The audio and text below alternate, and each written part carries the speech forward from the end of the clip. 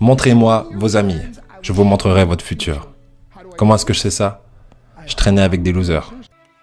Ma maman était à tous mes événements sportifs. Disons que je jouais au football, ok? Ma mère était sur la touche. Et si le jeu sur le terrain commençait à aller d'un côté, ma mère me criait dessus. Marc, bouge-toi, bouge-toi! J'étais là, oh mon Dieu. Et on se rassemble avec les autres gars de l'équipe et ils disent, Marc, est-ce que c'est ta mère? Je réponds, non, je l'ai jamais vue de ma vie. Le plus beau cadeau que ma mère m'a donné. Elle croyait en moi. J'ai fait des overdoses sous drogue à 3 occasions où j'aurais dû mourir. Mais je crois qu'on m'a gardé ici pour une raison. Montrez-moi vos amis, je vous montrerai votre futur. Comment est-ce que je sais ça?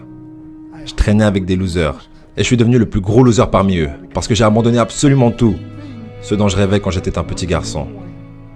À cause des gens avec lesquels j'ai décidé de m'entourer. Mes amis me ramenaient à 2 ou 3 heures du mat. On était bourrés, foncés à rire dans la voiture.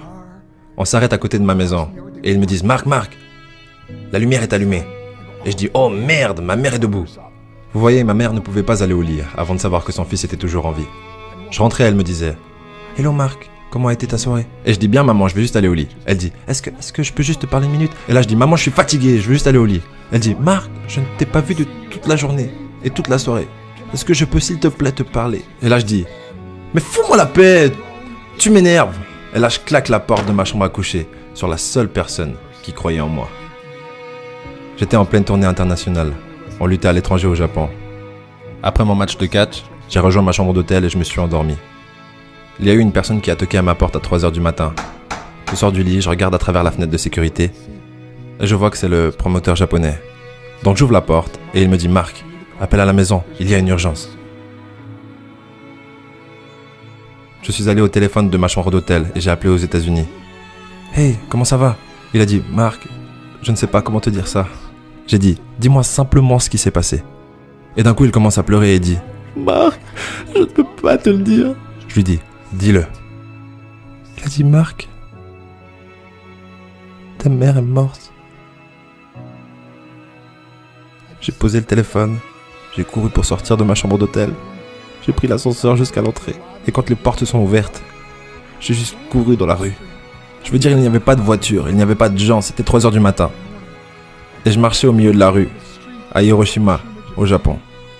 Et je me rappelle regarder en l'air en disant « Maman, je suis tellement désolé. » J'ai pris l'avion pour ses funérailles.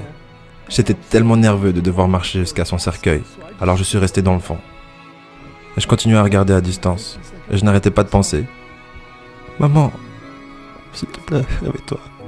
S'il te plaît, lève-toi. » Et j'ai finalement eu le courage de marcher jusqu'à elle. Et en me rapprochant, je peux voir ma mère pour la première fois. Je veux dire, elle était tellement belle. Elle était habillée en blanc. Elle ressemblait à un ange. Je me suis juste tenu en dessus d'elle. J'ai dit, maman, tu es mon héros. Tout ce que je suis, tout ce que j'espérais devenir, c'est grâce à toi. Tu m'as tellement aimé. Tu m'as donné une vie. Tu es la seule qui a cru en moi. Comment lui retourner tout ça? En me bourrant la gueule? En me défonçant? En devenant stupide? En sortant avec des losers? Pourquoi? La seule chose qu'elle voulait faire, c'était parler avec moi. J'aimerais tellement pouvoir te parler maintenant, maman. J'aimerais tellement que tu puisses voir ce que je fais.